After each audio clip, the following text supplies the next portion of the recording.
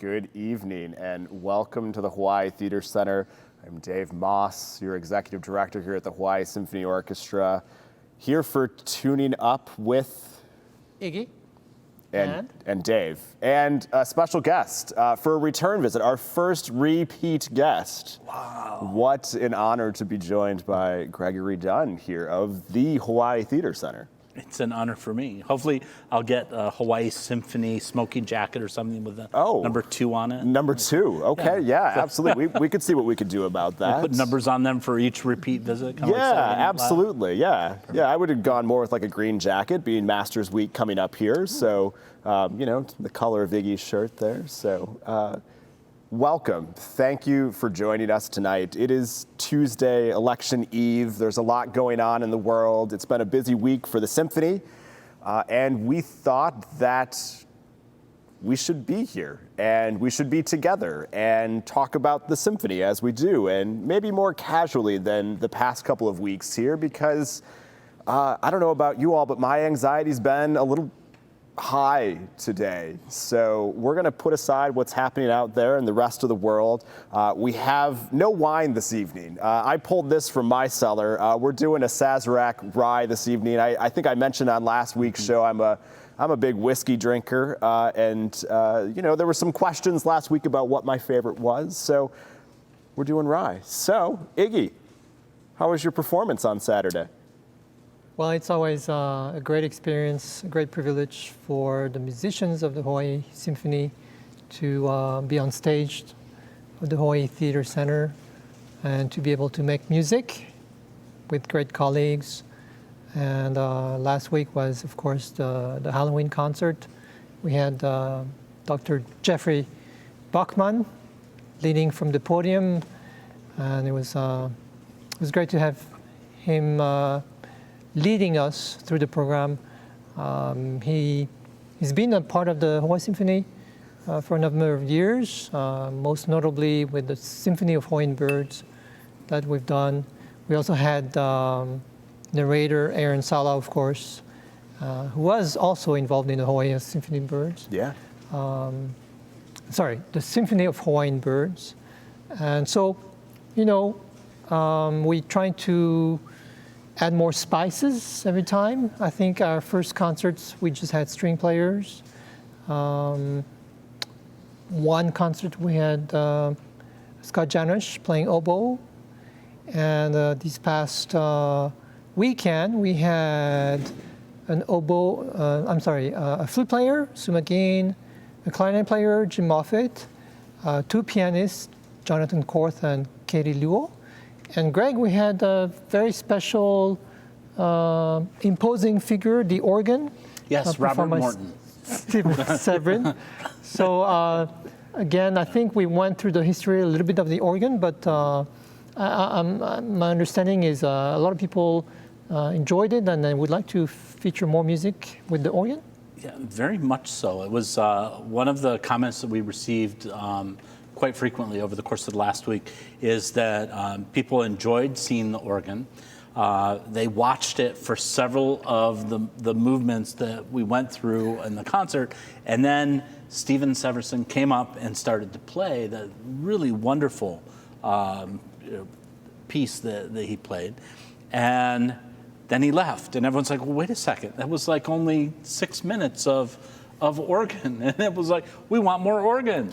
So I think that we're now tasked with finding pieces that we can feature the organ more regularly. Now that we know that it works. That's right. That in meaning and working, the organ itself works, but when we say the organ works, it needs to work with the orchestra. It needs to work with the pieces that are going to be played. So, you know, of course, someone like myself, I look at the organ and I say, well, it's an organ, just play it with the orchestra. But again, I understand in talking with the musicians that there are some unique differences between a theater organ and a church organ for which many orchestral pieces are written. So maybe you can talk about a little bit about that so that folks can understand the difficulty in selecting the proper pieces to play. Well, I don't know if I can answer your question very tactfully, but Wait a second. Who has to? We don't need tact. I think we can make it work with any organ. It would be my final answer. Of course, there's repertoire that requires a full orchestra. To me, it's not so much about what kind of organ we're dealing with, but the instrumentation that is required and the space that we have here on stage. The Albinoni Adagio, which Dave, maybe Albinoni didn't write, I forgot. Giazzotto. Yes. Is getting the credit. Giazzotto is getting the credit. The musicologist, historian, and / composer who found the excerpt of Albinoni's 17th century composition, I guess, or 18th century composition that he kind of wrote out in the 1950s. Which there has been lots of scholarly debates. And I see where you're going with this. You wanted me to try to land the Chris Wallace joke that I made the other evening, but I'm not going to do it because we said no politics tonight. Right. So. That's right. Oh, now you have to drink. Oh, was that the remember we rule? said Okay, if you were yeah. going to talk politics, that was... Now, Greg, was the use of the organ was when was the last time we actually made music with the organ on stage? The last use that we had on stage was a private use. So we had a donor who had her birthday party in the theater, and we brought out the theater organ, and Don Conover, who's also a member of the Musicians Union, remarkable pianist and organist in his own right, played for that particular performance, and then we showed a movie for her as part of her movie night. That's one of the benefits of the executive producer level of donor and above at the Hawaii Theater. You get to have a private evening in the theater with a movie and an organ concert. And so she took advantage of that.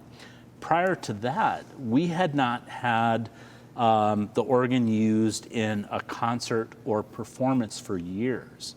So it was really exciting to be able to not only have it as part of a concert, but have it as part of the partnership with the Symphony so that we could live stream the content and have it seen by thousands of people around the world. And whose idea was that? Was that your idea or Dave's idea? Was that a conversation you both had? So we have to rewind back to when Dave was interviewing for the position that he holds today. And of hosting this show or the executive director? No, executive director of the Symphony. Way back. So way back. Go in the way back machine. I can't remember when you... January. January. Yeah. So, well, you got hired in January or you came for No, a I visit in came January? for the interview in January. Okay, came for the interview in January, and I think it was in advance of the party we were having. The organ happened to be on stage. And so my cousin, Marcia, had been in town from the East Coast, and she came in and played the organ a little bit, and we were having a real fun time as she's an organ instructor. And so Dave comes through as part of his tour because the Symphony and the Hawaii Theater were joining forces in the strategic relationship, and the organ happened to be out on stage. And of course, I invited Dave to hop up on the organ bench and play a little bit and enjoy it, because you see this big imposing piece of furniture, because to put it in context, the organ console itself is about as big as this rug in terms of the area that it takes up, and it stands 5.5 feet tall, and it controls over 1,400 sounds that are none of them are digital. They're all analog. It's all analog acoustic music that it generates. And so as it should be. So, as it should be. And so here's poor Dave Moss coming in to tour the facility. And the first thing I say is, "Oh, do you want to play the organ?" And he's like, "Okay." And so, Of course. Was this part of the interview? That was part of the interview, right? It was just part of the interview. Yeah. And so he got up and he was able to enjoy it. And then he said, it'd be really neat if we could figure out a way to incorporate that. I said, I've been saying that for 3 years. Yeah. It's been 3 years since I started work at the Hawaii Theater. And I always thought that it would be a fun opportunity to partner with other organizations to feature the magic of the pipe organ. One of the treasures of the theater. It's one of the treasures of the theater. It's a true treasure of the community, because the only other theatrical pipe organ that is in a public venue right now is in the Palace Theater in Hilo. So it was really exciting to see it come to fruition. And I've been to the Hilo Palace Theater many times, and I think the conditions of the theater are it's so humid there that they have to be very careful with the organ. And I've performed there many times. And you can hear, as you play, it's very humid, and you also hear the cookie frogs.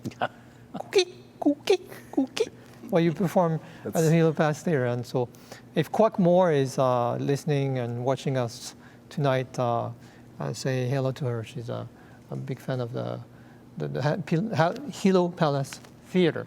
So anyway, Dave, you made use of the organ. You found a beautiful harpsichord. Anything else you're gonna fetch? That's.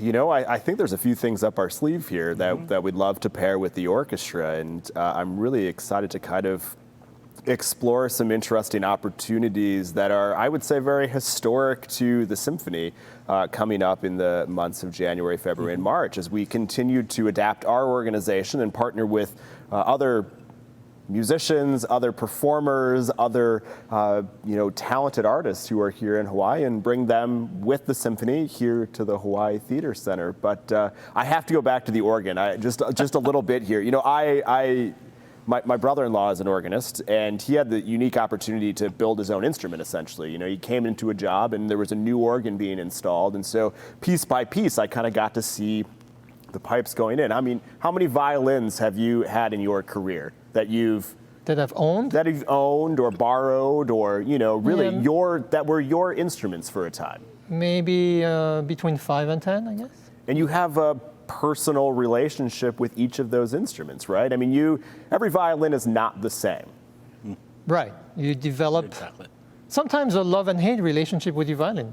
Maybe because you can't play on it, or maybe because you feel like you can't communicate with the violin. But yeah, it's true. It takes time. And, at the worst is sometimes you feel like you have a car and you have an inline 4-cylinder. And then the next car you want to have a V6, a V8, V12. And sometimes early in your career, that's how you start with a violin. You say, okay, well, maybe my next violin will be, that much better and things like that. But I think you kind of lose track that it's more importantly, it's the personal relationship you develop with your own instrument that matters more than a number next to the instrument. We've never talked about this. About instruments and string instruments particularly, but old versus new. Old versus new, yeah. It's string instruments appreciate in terms of value with time. So unlike a piano or wind instrument, the older the string instrument, supposedly the higher the value it will be. But so we're professional musicians in the symphony, and we all sometimes long for something old, but of course, something old is very valuable and very expensive.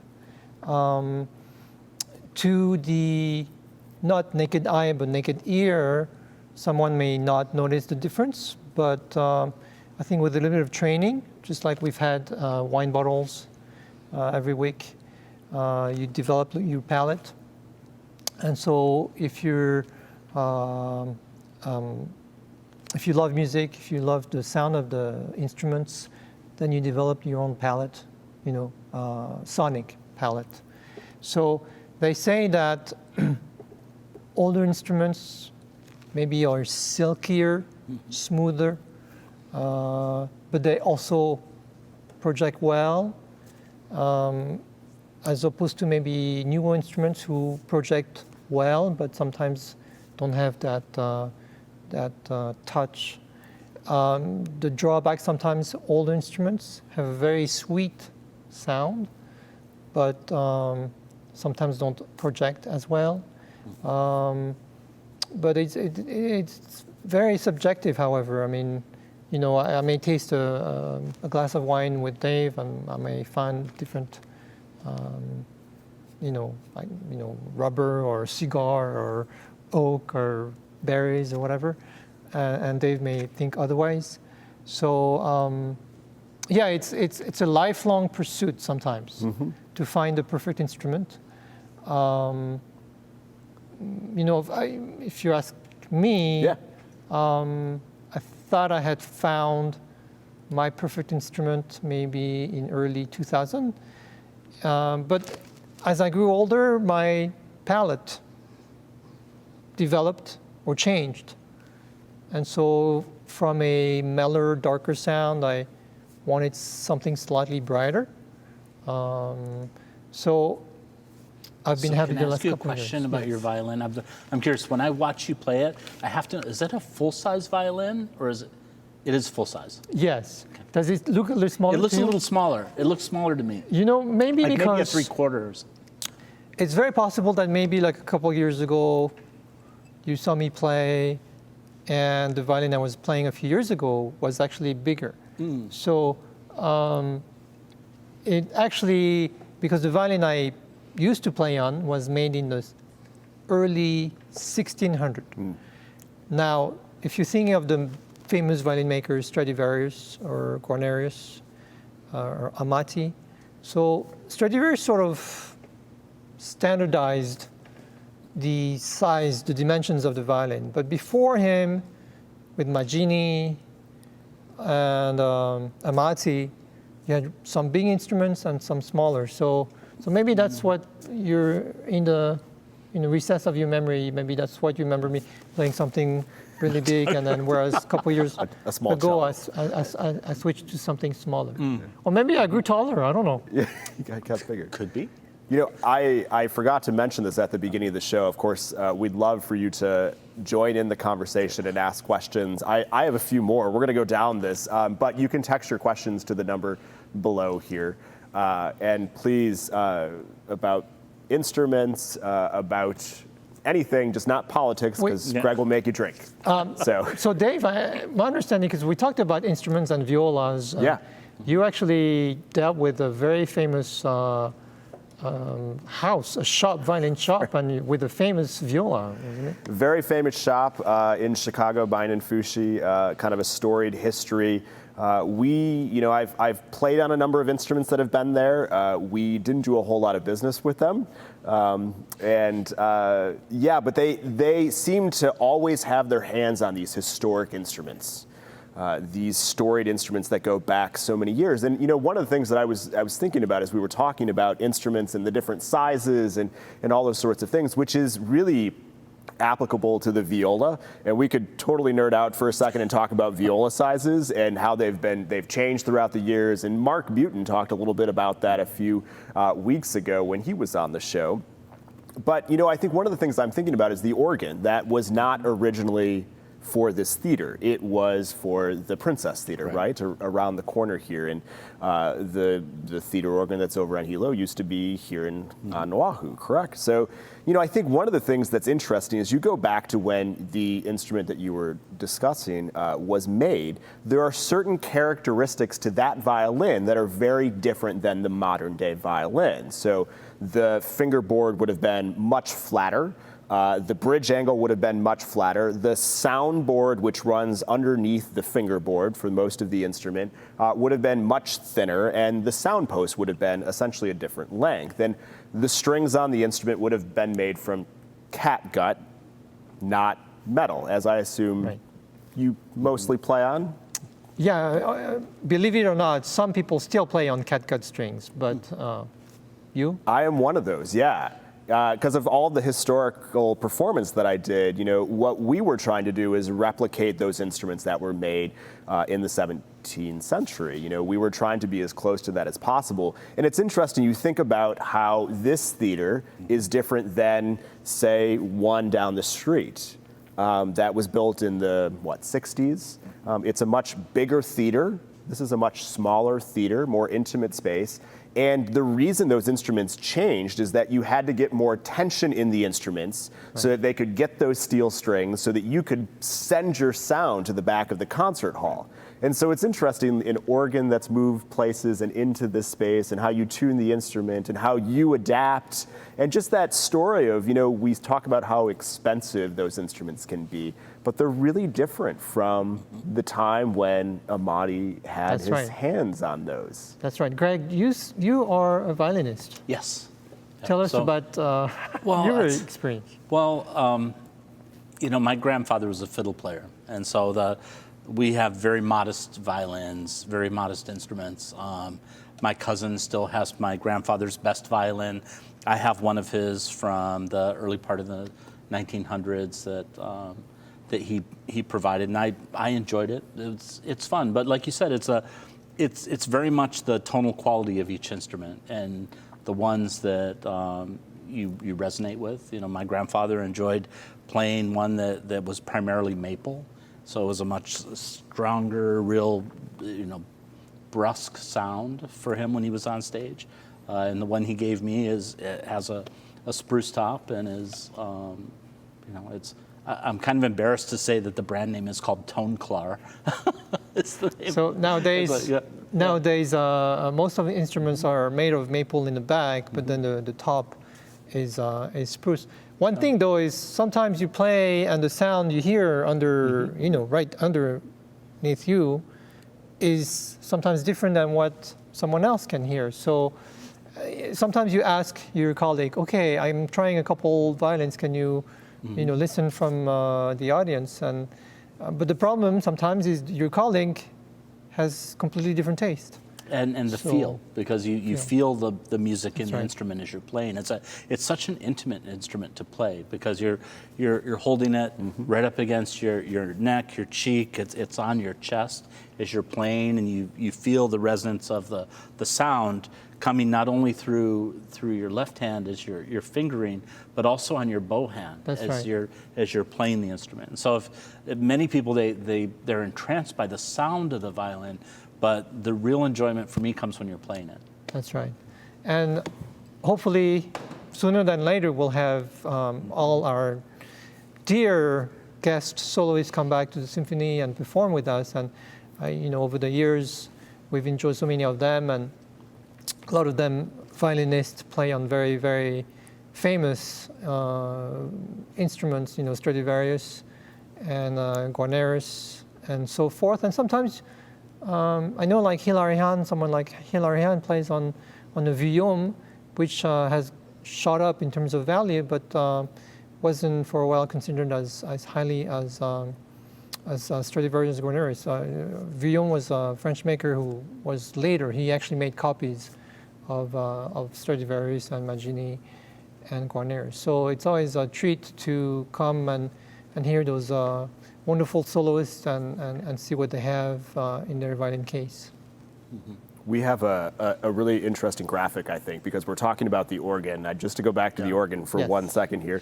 Donner, can you show us what the organ would, so that's where we're sitting right now. Right. That's the size of the instrument. Yeah. And it's really, it's massive. Massive. It's massive. It's, one of my life goals is to learn how to play that organ, like Bill Petty, who's also one of our house organists, and he can sit down without sheet music and play those. Now look at this. If you look at you're looking at the screen right now, and you can see this has 4 keyboards that are right in the center. You have the stops all along the 3 rows of stops that are presets for the different types of sound. And then, as if that wasn't enough, you can just barely make out the 3 pedals at the bottom that control the amount of airflow that goes through the pipes, and then also a little sustain on the right pedal. And then at the bottom, you see those things that look like a car grill. Those are also one other key for your bass notes and other sounds. So now if you can imagine this, you're playing those 4 rows of keys, playing with the stops. Both feet are going at the same time back and forth. And you're doing it with such skill and such depth. It's really the mark of a true musician that can play this instrument. I struggle with chewing gum and walking at the same time. So that's why we have the jobs. That's why we ended up. Yeah, absolutely. Sometimes I wonder if organ players have trouble having a steady beat because they're like this. Yeah, and so right. I don't know. But you were saying your brother-in-law had a He's an relationship with organ. Yeah, so players? he's an organist at Madonna de la Strada in Chicago at Loyola University. A beautiful new instrument in a restored space. Just a wonderful instrument, and so that's actually how I've kind of fallen into some of the organ repertoire, and how I knew of the Albinoni, and of course there's the Poulenc for strings that would work as well for this space and for the current restrictions that we face here. Notes, yeah, absolutely. But then there's the Saint-Saëns and so many other just wonderful pieces, some of which the HSO has done recently. I know there was I don't think it's. I would call him a rock star organist. Joined the HSO recently. Cameron Carpenter. Yes, that was. Yes, was truly a rock star, kind of a Renaissance man. We had those conversations before the concert, and he would just go on and go off, and Well, and he played a digital organ, correct? Wasn't it? Yes, he has his own digital organ that he tours with. Yeah, I don't know if that's the instrument that came here. I believe the instrument that he performed on is at the Cavallero Church. But Bill Petty was servicing the instrument. Yeah, but it was a spectacular concert, Yeah, if you are on the Insta, go check out Cameron and what he's been doing currently. He had this tremendous instrument that was built for him that's an electronic instrument. And in the past 6 months, he's done another recording.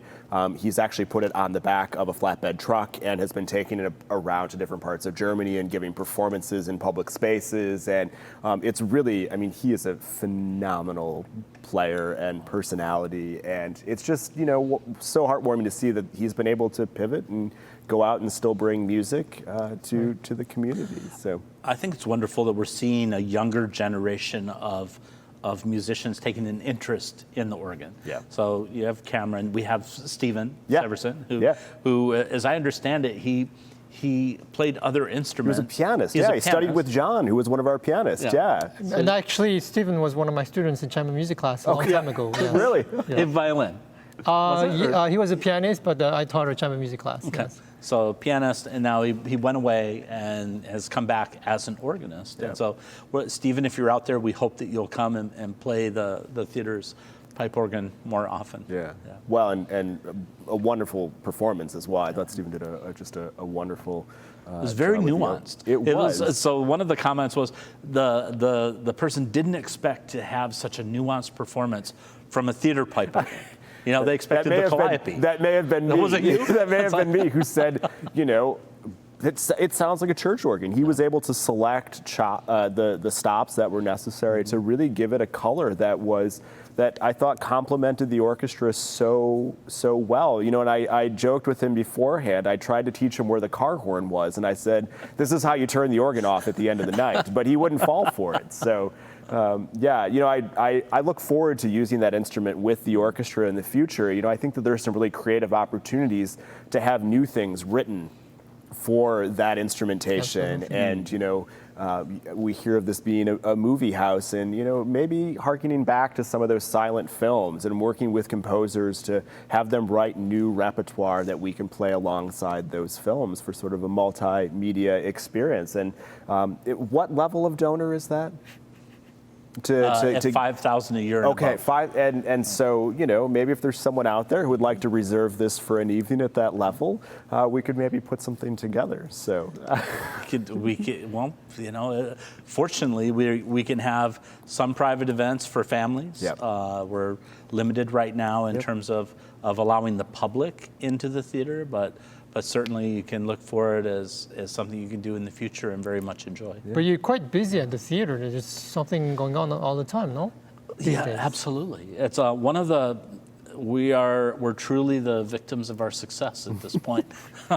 We've been able to continue to provide services to the community through these live stream broadcasts.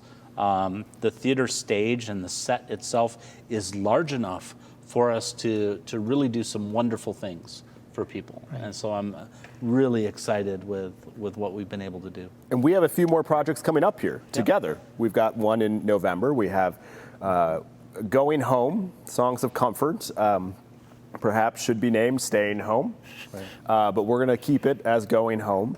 because of the repertoire that we've chosen for that. I think it's a really wonderful program that that Iggy and the musicians have put together, and we have our very first COVID conductor coming to conduct with us. He doesn't have COVID, but he is our first guest conductor since this all set in back in March. And Stuart Chaffetz, who has spent a lot of time very popular here. Honolulu, yes, a former percussionist with the orchestra here, principal timpanist, a wonderful pops conductor, a wonderful masterworks conductor, just living over in California, our neighbor state. And I was talking with him on Saturday, actually, while the rehearsal was going on here, and his schedule's picking up. He's got a couple of back-to-back weeks of performances in Columbus and Seattle, and it warms my heart that we are the first on his performance list going forward here. Iggy, do you want to talk a little bit about the repertoire? Actually, you're not playing that performance. Well, okay, so... You needed time off. No. Well, you've seen the concerts and you've seen that usually we have a string section that has about 12, 14, plus 24, 26 violins. And you've seen that because of the pandemic and social distancing that we've only been able to accommodate, about 8 violinists at a time. So that leaves a lot of my colleagues, out of work, just, to put it simply. And so we are lucky to have a few concerts this fall.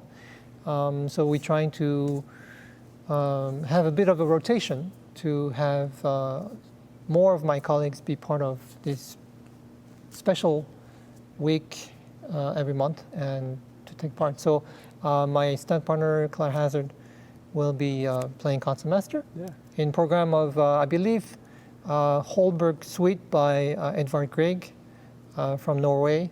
Holberg, I believe, was an author from Denmark. He was sort of called the Molière of Scandinavia.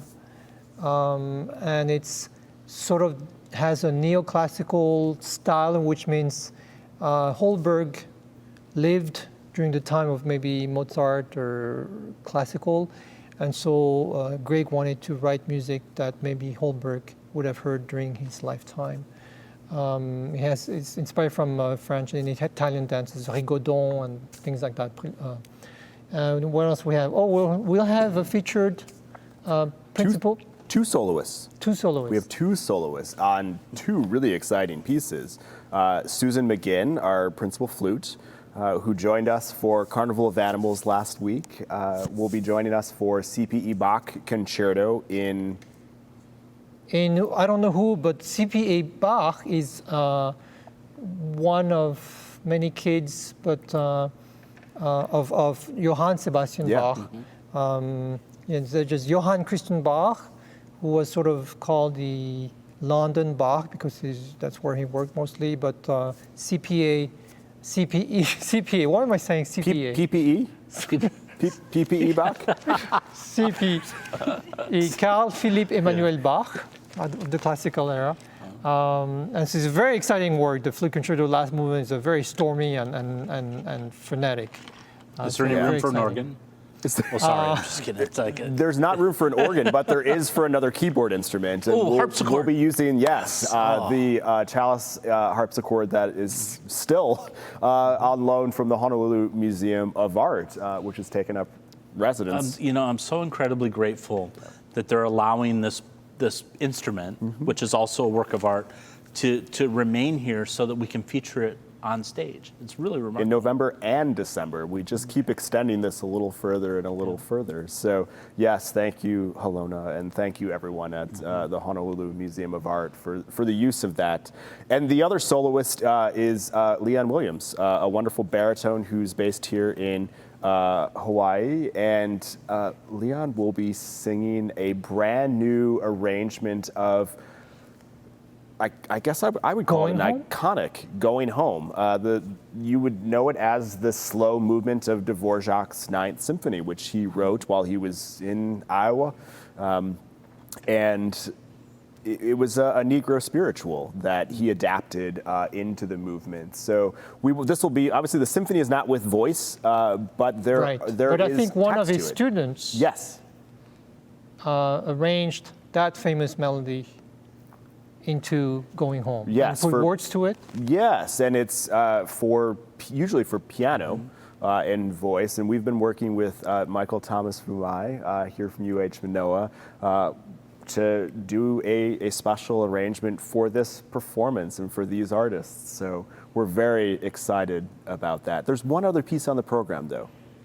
Well, if you don't lyric- stare at me, I'm just looking at my notes. I believe it's the lyric for strings. That's right. Yes. So Greg Walker? George Walker. George Walker. Actually, he passed away a couple years ago. I knew his son. Really? I think one of his sons. Greg Walker, violinist, excellent violinist.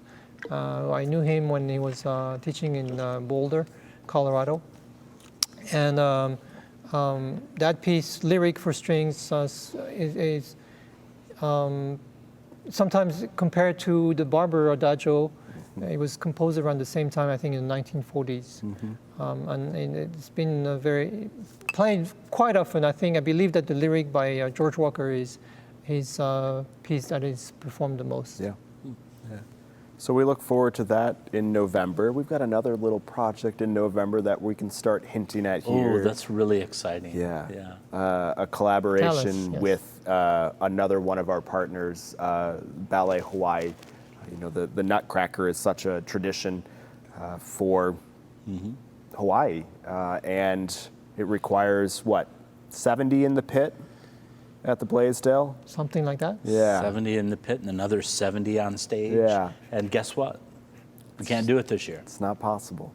Well, we'll do it eventually. We will get back to that, but in the interim, we thought it best that we still provide what we're thinking of as a gift to the community.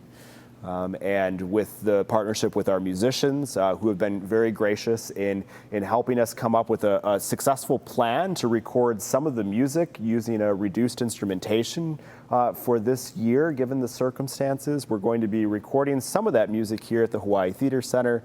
We'll be working with Ballet Hawaii to have some newly created content at Washington Place, just down the street. And then we'll also be integrating some of the archival footage from a recent performance, complete with narration from a former ballet star from Ballet Hawaii who is returning to narrate this. This for is all us. news So- to me. Yes. Very excited, but I had no idea we were. I sort of knew you were Some working of on the something, details, but yeah. But it's great to connect Hawaii Theater Center with Ballet Hawaii and the Hawaii Symphony Orchestra, and the Washington Place, which has such a storied history, and it is in the condition that it is these days because of someone who's very near and dear to the Hawaii Symphony here, of course. So That's right. yeah. So Vicky Cayetano yeah, did Vicky. a remarkable. I remember when she was kicking off the restoration of that one when she was First Lady with Governor Ben Cayetano. They really put their hearts and souls into renovating Washington Place and setting up a foundation to care for it as a historic home. Yeah. Well, if it's anything like the commitment she has to the Hawaii Symphony here and everything she does for this community, I've not had a chance to experience Washington Place yet, but I'm sure it is just phenomenal. So, it's about community and building community and sustaining community. And so this will actually be broadcast on television. This is going to be something that goes out to everyone, our gift for the holiday season. So Exciting. We're excited to put that in the can, as we say, record that here in just a few weeks here. But, we have another performance in December, but before we get there, there's another very special televised event that's happening in early December. Can you tell us about that, Greg? So on December the 6th, the Hawaii Theater has our gift of Aloha with our Hawaiian musicians coming together as a televised telethon.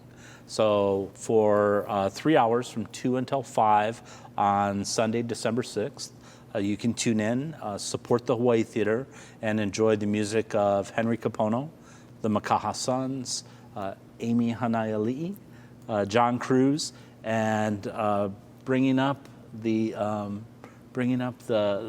entire program at the end will be Taimane. Wow. With her amazing ukulele stylings. So we're really excited. In addition to that, we'll have some of the folks that have been instrumental in preserving the theater, who've been here through thick and thin and helped us to turn into a really remarkable place that we are. They'll be on camera as well. So it'll be really excellent. So. And then when is that again? December 6th. December 6th. So it'll be broadcast as well on KHON Channel 2. They're our broadcast partner. And it'll be live streamed Facebook, YouTube, and on the Hawaii Theater's digital access page. Great. So, yeah. Great. So, December then, after we do that, Maestro, tell us about the performance in December. Well, Sounds of the Season is our December concert. And featuring yours truly, but also wonderful soloist. And she was actually part of our Tuning Up show, Anna Lanhart on French horn, who will be performing the Mozart French horn Concerto No. 4. I believe that Mozart was friends with a member of the ensemble in Vienna or Salzburg.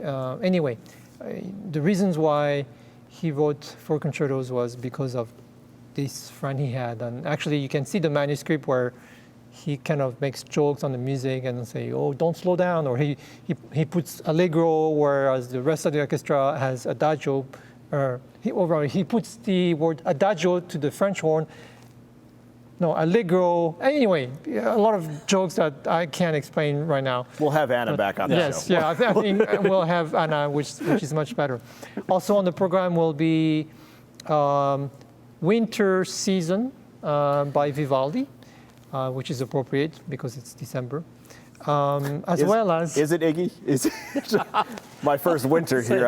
Let me tell you what winter is actually like. Well, yeah, you'll hear the ton ton ton ton is when you're stomping on the floor to get rid of the snow from your boots. So. And what about the second movement? What happens in the second movement? The second movement is you'll hear the melody from the violin solo, but you'll hear little plucks. So those are raindrops.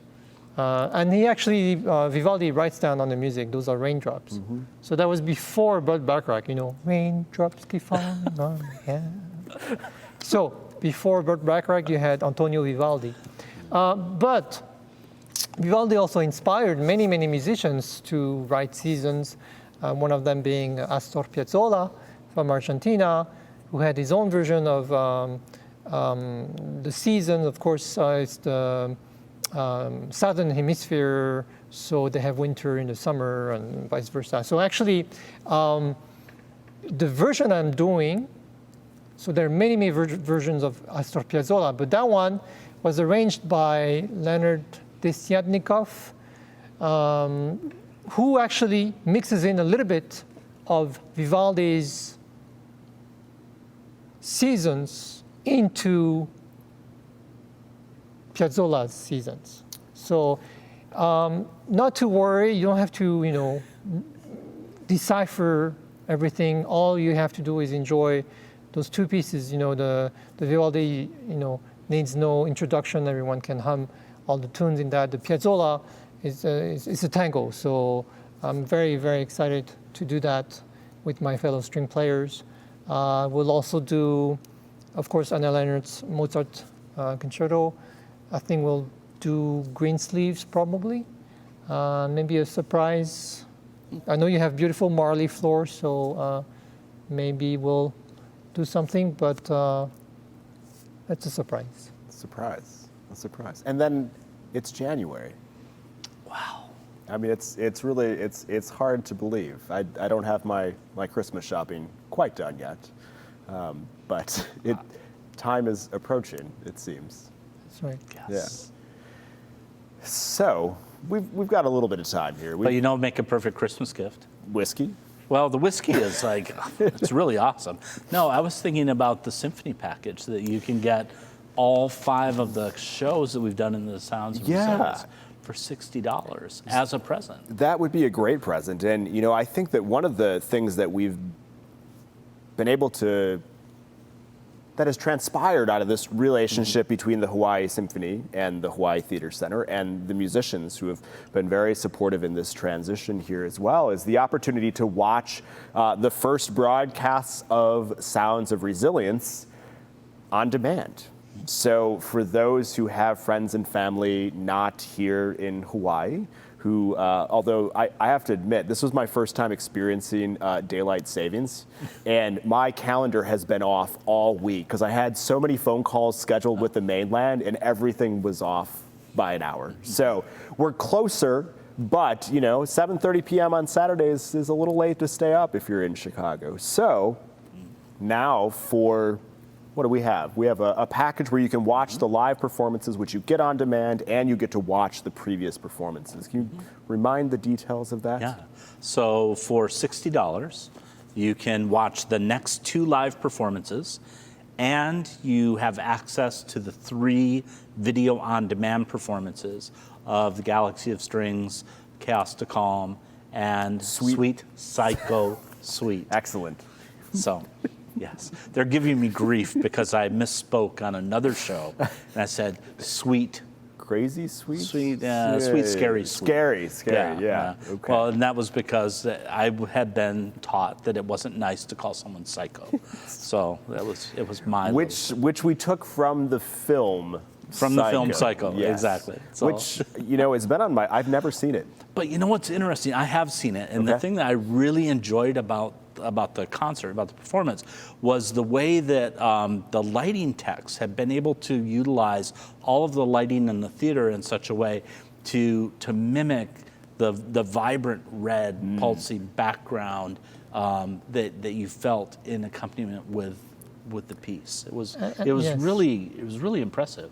And who would have thought that the scariest sounds would come from string instruments? I know. But hey, Greg, I had a question for you. So you're the CEO and president of the theater, but all those concerts we did, and I'm sure more concerts every time at the theater. I've seen you behind the cameras, being part of the production team. Have you, because of the pandemic, have you had to learn new things, or is that something you already knew all along? It's been lifelong learning in several months of time. It's like learning how to develop a live stream program. How do you do the broadcast? How do you get the computer components together so that they all work well together and the program works as it should? It's all new information that we have to learn and develop, and we've been fortunate that we have a great team of professionals that we rely on to create the programs that we have. The theater right now still has 3 full-time staff that work for Hawaii Theater. We're fortunate to now have several interns that are paid through the Aloha Connects initiative who are now learning broadcast skills. They're working in design and image content development for us on the video side, and as well as the digital asset production on stage. So those folks will now be helping us, and they'll be learning and able to take what they learn here into other jobs.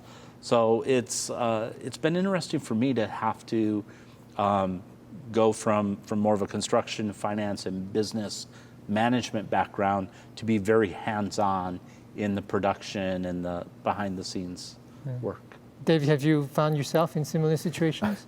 I have, and you know, it's great to have a partner in this, and a partner organization where we can transition in this together. And you know, there are certain skill sets. You know, I think the entrepreneurial mindset is something that I very much respect in Greg, and for these organizations to be able to pivot the way we have, it's that.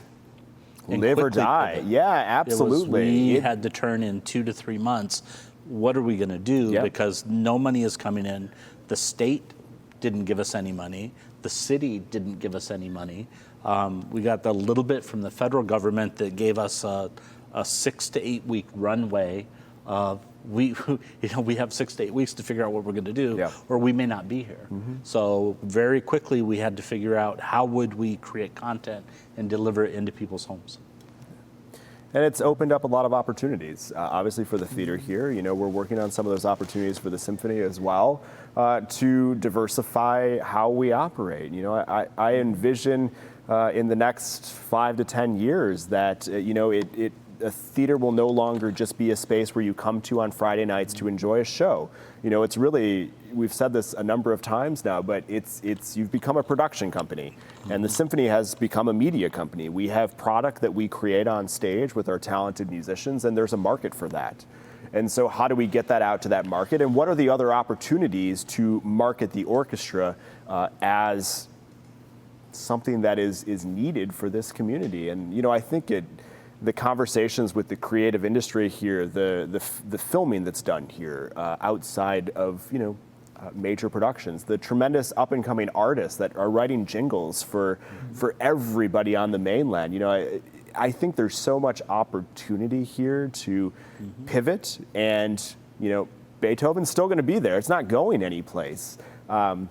Despite what I may imply other places, we are committed to classical music and carrying on that tradition, but we're also exploring those other opportunities that bring in a more consistent stream of revenue outside of ticket sales and the contributed revenue that we're so thankful for and that has sustained us for so many years. But I think it's really the successful organizations are going to be the ones that are not thinking about how we get to January 1st. They're going to be the organizations and the businesses that are thinking, how are we going to get to 2023? And how are we building resilience, which, coincidentally, Sounds of Resilience was part of the title that we chose in these productions. And, I am tremendously proud of the musicians for their performances. I'm proud of the staff that has had to do things that they've never imagined doing before.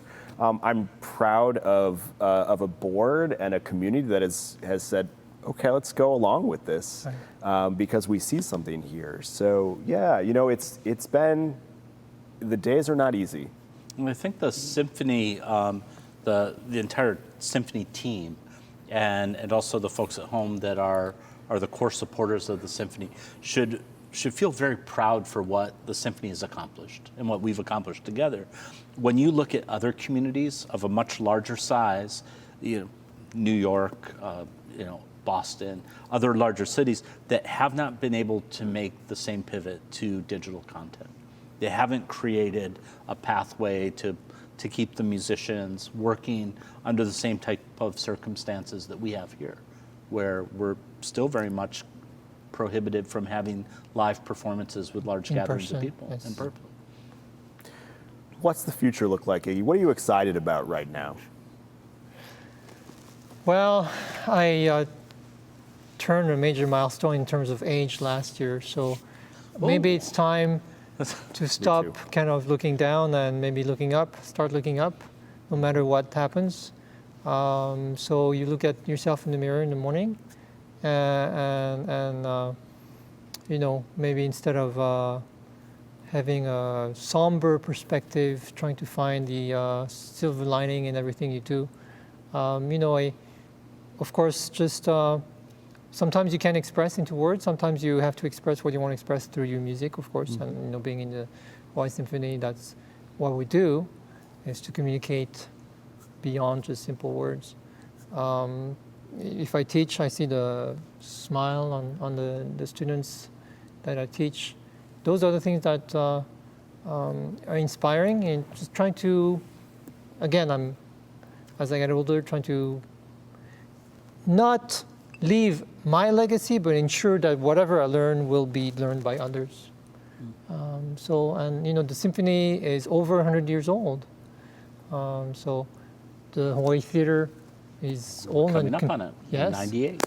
So we need to cherish all the treasures in these beautiful islands. Yeah, absolutely. Well, we're kind of winding down here, and any final words? I wish there was a trivia question tonight. I know, we did. It's like Guests are not allowed to answer trivia questions. So, I mean, we can talk about whiskey. I mean, I could do that all night here. So, you know, I'm grateful to Greg. I'm grateful to Iggy that week after week, this is my solace. Today was a tough day. The past week has been a tough week leading up to today, and you know, as fluid and effortless as the performances may seem on Saturday evenings, there's so much that goes into it, and you know, especially from the musicians. And you know, I'm just so proud of what's going on. And for Tuesday nights to come here and share a glass of whiskey and know that there are 5 or 6 of you out there listening, Greg assures me it's much larger than that. You know, it's meaningful to me, and you know, I look forward to what's next here for us all. So, sorry, I'm just seeing if there's any questions. Oh, no, I was going to say, so your wife is watching and she texted you. She actually did. She did. You know, she mentioned your milestone, and I have a milestone this week as well. So you know, I'm very grateful to be here. And Dave turns 25, if you were wondering. Yes, so, finally. Finally 21. Yes. Yes. Well, you know, thank you so much for tuning in. Thank you for your support of the Hawaii Symphony, of the Hawaii Theater Center, of all the musicians and all of the work that goes on here to keep the music playing. To Donard and to Bob and to Spencer on the lights and to all the new interns here who are supporting this production tonight. I'm eternally grateful for the opportunity. So we'll be back here next week. I think next week we're going to bring in one of our soloists from the performance coming up on November 21st, Going Home.